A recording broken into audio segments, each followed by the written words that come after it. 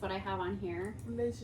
Okay, the legislative stuff. Well, so DHHS in the state of Nebraska is wanting to change some regulations with regards to ABA.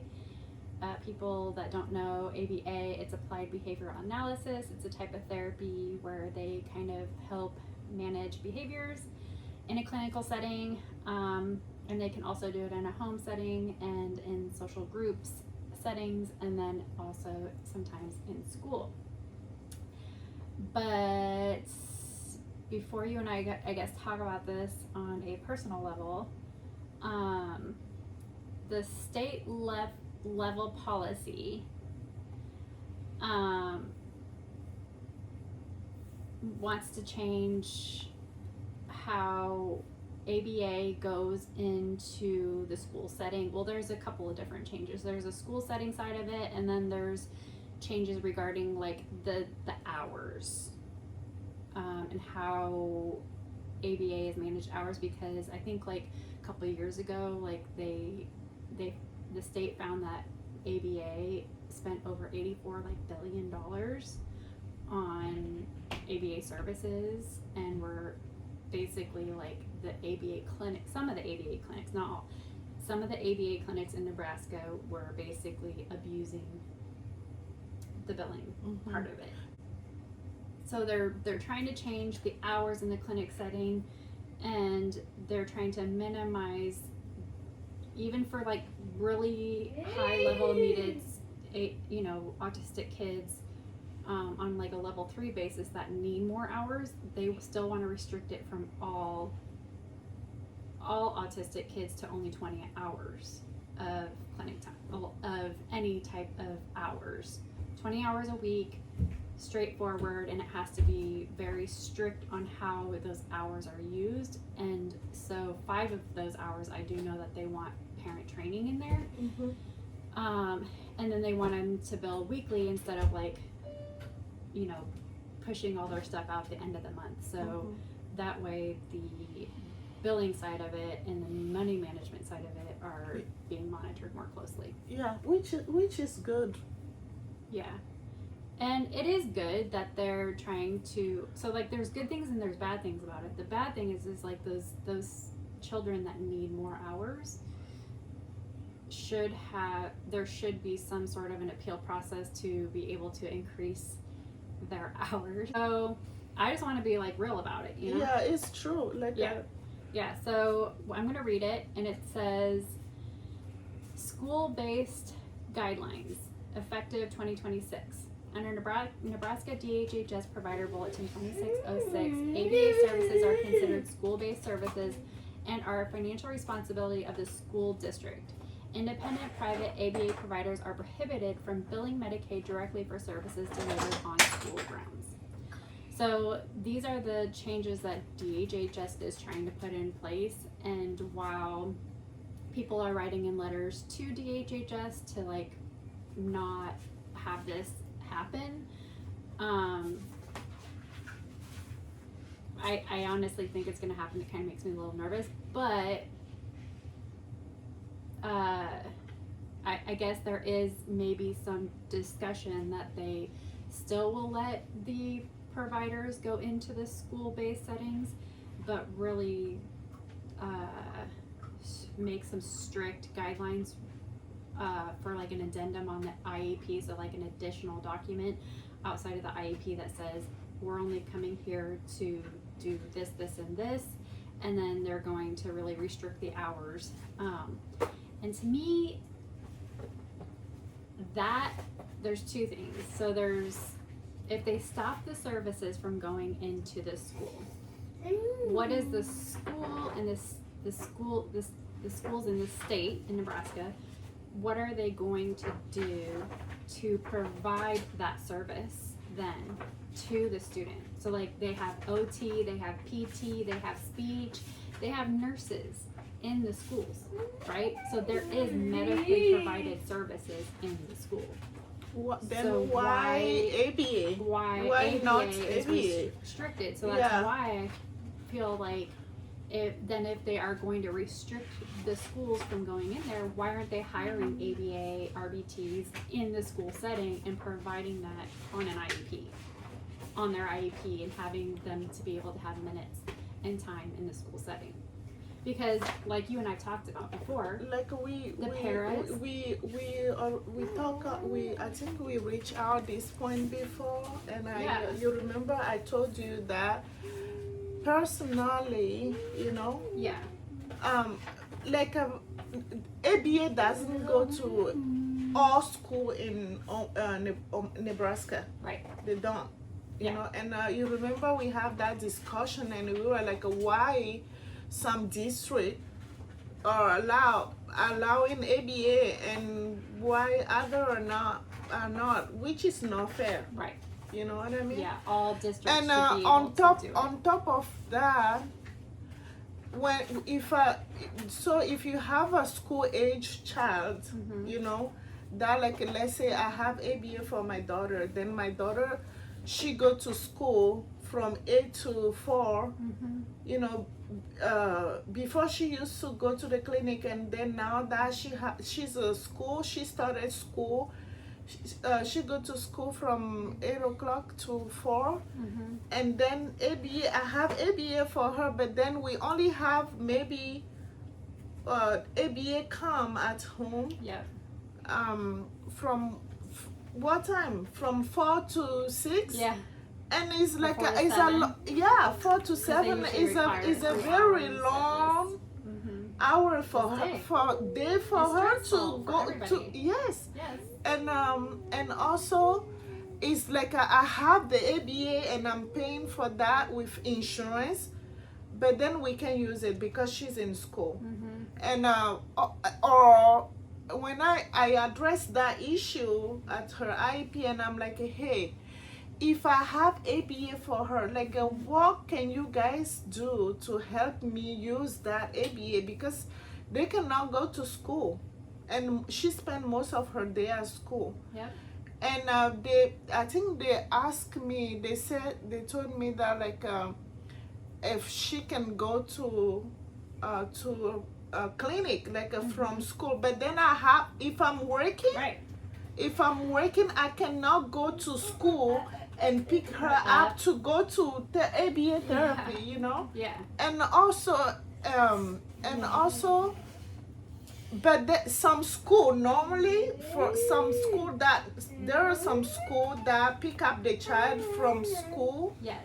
to therapy, Yes. but like not Elkhorn school district doesn't do that. Yeah.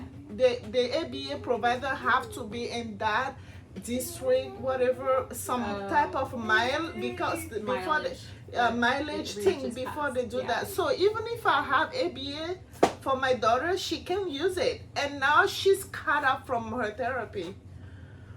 Or maybe what I have to do, maybe take her to ABA first before school, but I'm working. Right. Like, Right. I'm And working. you have I'm other a kids to manage. full-time working parent, Yeah. and I have other kids. Right. So, like, I just don't know. I just feel like there is not, like, a lot of help that we are having there when it comes to ABA. But, like, guess what? Like we are saying, these are behavioral kids, and they're Yes. growing like this without Yeah. like no support. Right. Like, they're not receiving the ABA because they can go some places, or if the parent is working, but they're growing up Yes. missing all these things because the system is not like we're not having any help. Yep.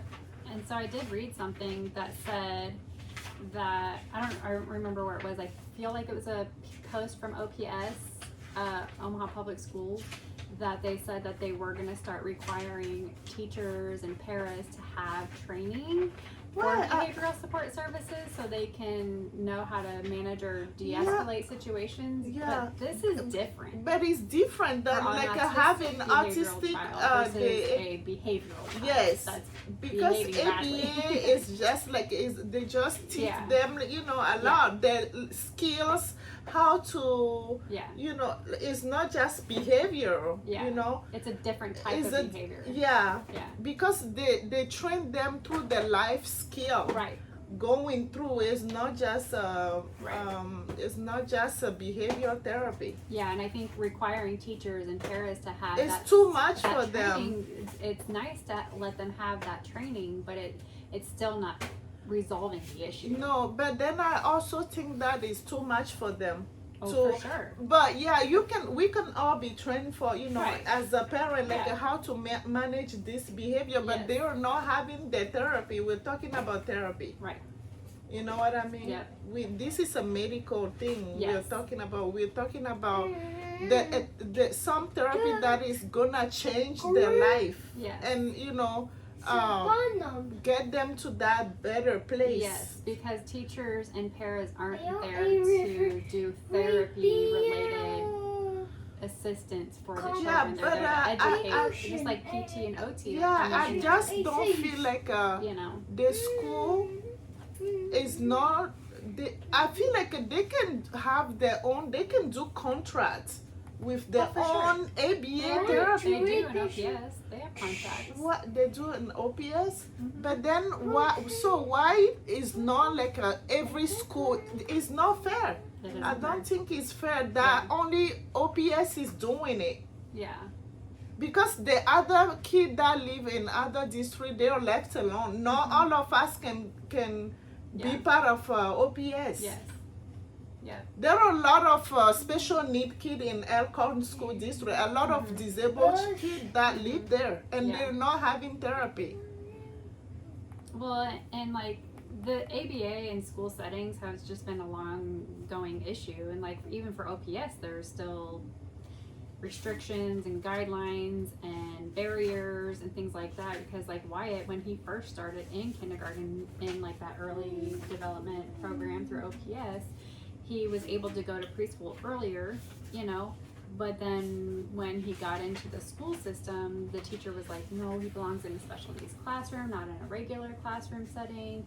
And so then I finally got him into ABA services, and they allowed ABA to go into schools. But then there was some sort of a conflict between OPS and ABA, and so they kicked all ABA therapy out of the school system in OPS in general. So there was a gap for a while where they couldn't go into the schools. So then I ended up having a conflict with the school, a teacher in the school, and they were able to like let him go to CRTC, which was a respite childcare and also a preschool center. So he was able to go there for like the next couple of years, and then I got him ABA services there because they had services there. But when I put him back in the regular school setting, there was obviously restrictions there. They provided like a transition program for him to be able to transition back into the school, but then I lost ABA services again. And then I had to go back on the wait list for ABA, and then I decided just to not deal with it because I was dealing with all these other things in his transition into kindergarten. But then like now I was on a wait list at a different clinic for I think almost 9 months, right? So I almost spent a year of his first grade year trying to get him back into ABA services, and there were just restrictions there. Now that I got him back in to ABA, now all these changes are coming its way, and so I'm like, is he even going to be able to do this? Because like you said, you have if you're working full time, you can't just stop what you're doing, take your kid out of school and go take them to services, and then do what? Go back to work after you drop her off and then have to go leave early again to go pick her up. I mean, there's just so much involved in that, and the teachers don't have the support in the school. The parents don't have support that they need in the school setting. So why aren't we allowing ABA to go in there, or why isn't the school resolving some issue that to provide that medical service under Medicaid and providing support to their teachers and their parents to help them out to not, I mean, because teachers and parents are quitting. I think You know, they're exhausted. they're You can even go to summer school this year because special needs teachers because weren't it's too signing much. up It's because they're too tired. it's too much on them. Yeah. Um, And it just seems like this like ring around the rosy kind of situation, and it's like, and then so the second part of it is, you know, the restricted hours. You know, now they only have specifically 20 hours that they can utilize, and 5 of those hours have to be parent training. yeah. So how is that, which is good, but like Which- how is that going to, how because- does that fit in for the parent's schedule? But but like what about if the parents is working like Right. when to, but my thing is that though I it know is I not benefit, I know I will benefit from the training. yeah but And all yeah parents will. because we need it Oh, for because sure. like right now me personally I have my autistic daughter but like I have no clue, no training or anything about behavior management. Yeah. And we are requesting those training Yeah. with ABA. You know what Yeah. I mean? But if they have So- to go to therapy from like 1 to 4 or noon to Yeah, 4, and it's if I'm while we're working- working, are they going to provide it online, or do we have to go there early, even earlier, to go pick them up so we can do our training? Like, I don't.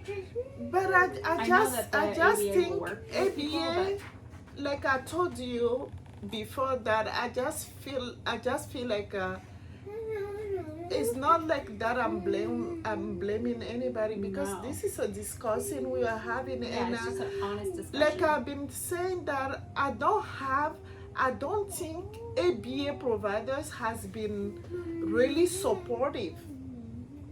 It should be the fight to go to this school, you know, to say, hey, we need to go to school and educated parents on like all Yeah. these new changes that is going. That but like it's like Well, and I think that when- the ABA will. I think that most ABA clinics will fight for it, but they can only fight for it, I think, in the aspect of going to the IEP meetings or getting Yeah. involved in that specific student for that specific client. yeah, but like Yeah. but like how do we have like anything something that work for everyone? Because I Right. told you before, Exactly. when these kids are school age kid, Mhm. meaning that they're ready. We're not talking about early, like the early Early intervention. intervention. Yeah. We're talking about school age kids. The behavior does not stop when they're like after It the doesn't start when early they're 5 or stop at 5 or intervention. 6 So or 7. when they start school, It gets, yeah. and because most of the ABA provider that I refer to people, Mhm.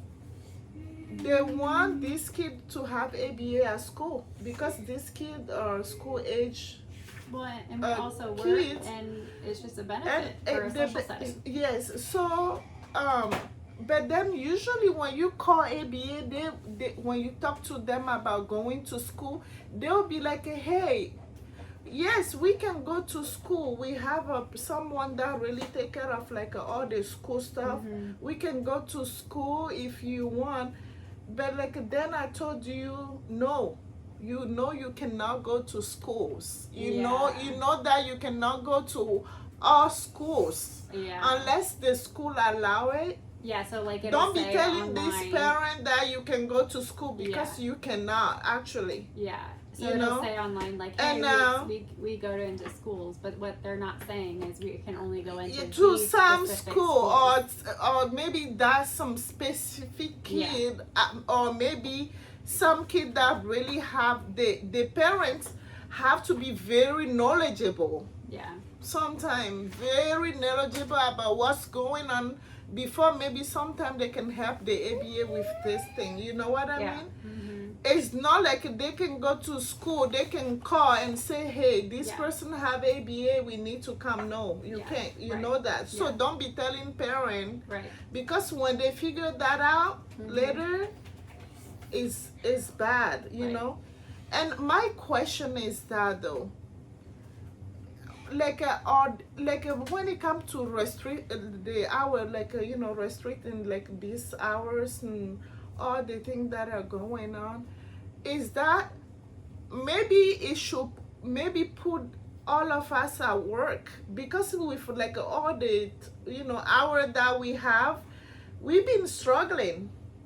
Like for me, the last right now my daughter, she's not in ABA, because the last ABA provider that I've been referred to, I was at some point I just got tired. Yeah. They sent me to do like an assessment. Yeah. With the process, I went in and I scheduled an appointment with my primary. We went through everything, and at some time it was the insurance issue. Mm-hmm. And then their solution for me was that I need to actually, because all the insurance went up, and I think she doesn't have a lot of hours on my insurance, Mm-hmm. but she also have Medicaid. Yeah. But then they said that they said they are not in a network with my insurance, that The primary so insurance, they suggest yeah. if the plan that they're offering me to go through, I have to spend $400 more on my insurance to be able to be covered, and I said no. Yeah. That's too much money. And it's like I feel like that's too much money. I have other kids, and that's the insurance that I have. Yep. If she has both my insurance and Medicaid, and I have to spend another $400 on my paycheck it's too much. Yeah. But then first of all, it just feel like nobody actually know. I have to call Medicaid. I have to call my Medicaid care worker. Nobody knows. Or your waiver caseworker. Yeah, like nobody can tell your me. Primary insurance. Like Hey, everybody's just like you yeah, go here, you and talk to this person, yeah. you So go I here. think ABA is like they were scared maybe that they will not get paid if they provide services for her. So it was just Whoa, too right, overwhelmed. yeah. like for a parent It is very that overwhelming.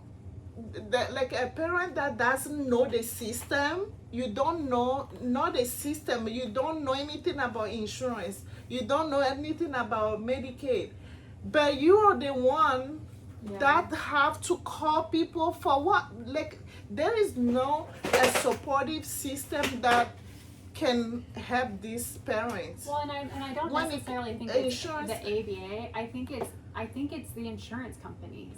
I think No, they don't no, know, but- and I think that they relay wrong messages. Yeah, but I think it's too much. It's a lot But- for a parent. Yeah. So Oh, you for sure. if you want this therapy, For sure you it have is. to, for ABA therapy, you have to know all this. Yeah. It's It's too much a lot. It's too much for everybody. Well, and then so my and this is like a very separate from what we're like primarily talking about, but like my issue with that I came into over and over again when it came to any therapy services, including the ABA services, is Medicaid and when I had primary insurance and Medicaid. So I was able to not use my primary insurance and just use Medicaid. So I don't know why they keep directing you that you can't not just use Medicaid for her. But on top of that, like for my issue, I had Medicaid for him only at the point where I was no longer having a primary and a secondary. Yeah. But Medicaid, how they require you to get a diagnosis, right, to get Medicaid, right? Yeah. So you have Medicaid for your child because of their disability. That's why they're on Medicaid. Yeah. And you have to go through all these steps through Social Security to get the disability, and then obviously to Medicaid to get Medicaid because of the disability. But here's the rub. Medicaid has the records that your child has a disability. They Yeah. have the record that they are autistic, but they require insurance to go and for you to go through all these loops to get proof that they are autistic and disabled to get the services provided, which is what I was having issues with over and over and over again with therapy. You have to provide the IEP, you have to provide the diagnosis, you have to provide the IDI, you have to provide all the assessments, you have to provide all this stuff to insurance over and over and over again when they have the record on the file. Like when somebody submits an application, remember for when you had to submit an application to do your training program or whatever, or to a job of some sort, you have to submit to that company your documentation. They have the record. And so it's like, why do I have to keep submitting all the same information? Yeah, and also, if like, let's say if I have a Medicaid and a primary insurance for my daughter, and I have some limited amount of hour for ABA therapy, okay? So normally, when like the primary, my insurance primary pickup and then Medicaid cover, like it's secondary, right? So even if I don't have, so I have those two insurances, right? So when therapy doesn't know, you know, if you know who is gonna pay first, if you're primary, yes, mine is primary first, but then when therapy told me call your Medicaid coordinator, or case worker, but then you call your Medicaid case worker. When you call a case worker, a Medicaid case worker, the Medicaid case worker doesn't know it either. So what do you do?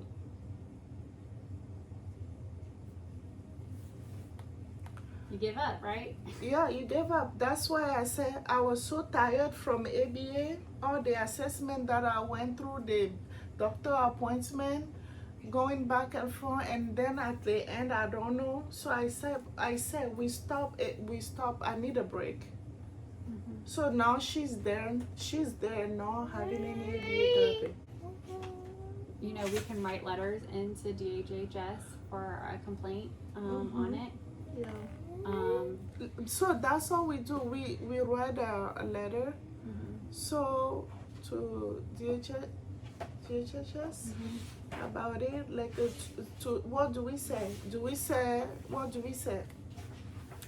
Even me right now, like I told you, I struggle for like having ABA for my daughter. So at some point, I'm not having any benefit from it. So do we write a letter to the HHS that not to cut the hours, or not to cut the hours, not to cut ABA services from going into the school, and if they do, because we are fighting, for ABA. Because we need to write a letter and say we need ABA school, because when they cut ABA from school, it's like a cutting therapy for these kids.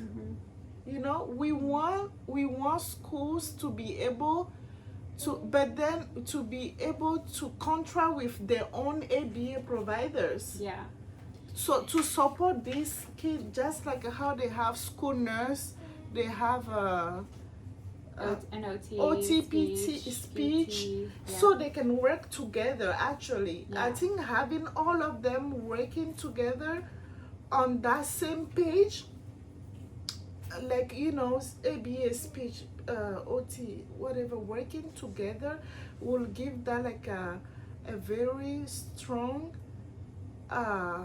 support and therapy section for this kid. They need to work together. My only concern with it is if they interrupt the independent and private ABA providers to go into school, and they provide it as a school-based service for ABA services. My only concern is the financial cut they would make significantly on the amount of time and services they provide to that child, because as you know, PT, speech, OT, they are very limited on hours they can provide a student. So they do 15 minutes a week, or 15 minutes a week, or 15 minutes 3 times a week, or whatever, and they span that little tiny help for the teacher inside. So they provide the help for the student, and then they kind of tell the teacher, this is what you need to do. So it's really providing support to both, but it's still putting that barrier on, or that they're providing the service to the student, but they're also putting the pressure on the staff. Yeah. And what my concern is if they provide ABA services as a school-based service, that they're going to do that same thing with the ABA and RBTs and BCBAs, is that they're going to go into the classroom, give them 15 minutes of time, tell the teacher what they need to be doing to help the student, and then leaving it up to the teachers. They will leave. Yes. And that's what they're doing. We're not gonna That's have any exhausted. teacher. They will leave like a weekend.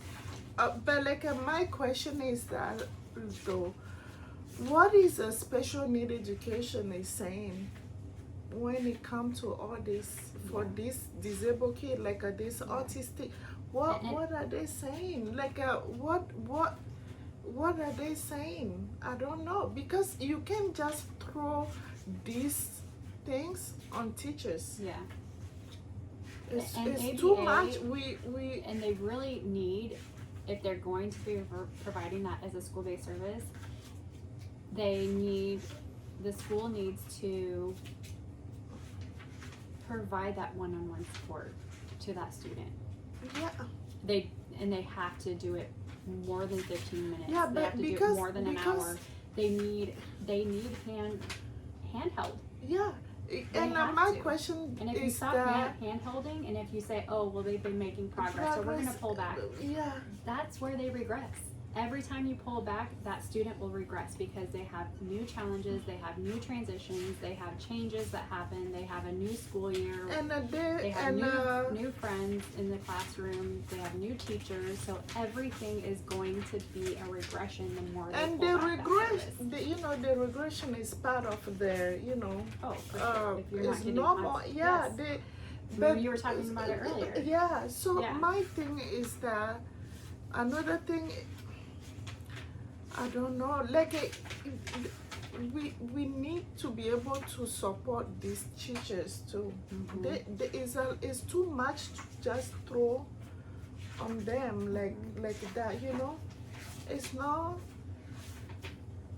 not easy. They will leave. Yeah. Well, they are leaving. So the other thing I wanted to talk about, obviously, was the restricted hours. I know there's kind of good and bads on the hours of the restrictions, but I know you had some thoughts on that. Well,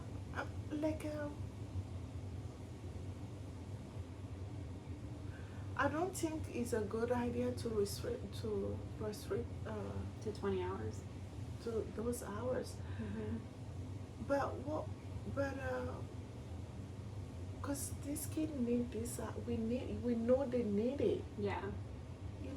But even if they need it and then they have it before and they're not using it properly, maybe when they do the restoration, and maybe we'll see how it goes. Mm-hmm. Maybe people will be more focused and find other solution. Mm-hmm.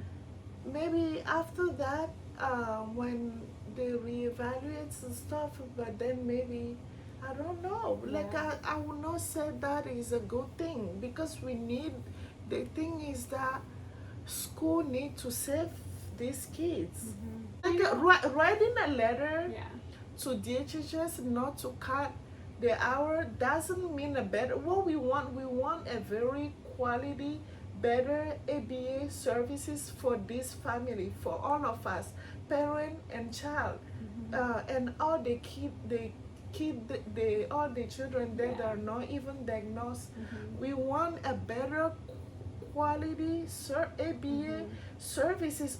Anyway, I was just kind of going into, like, my biggest thing is just like how to manage the schedule.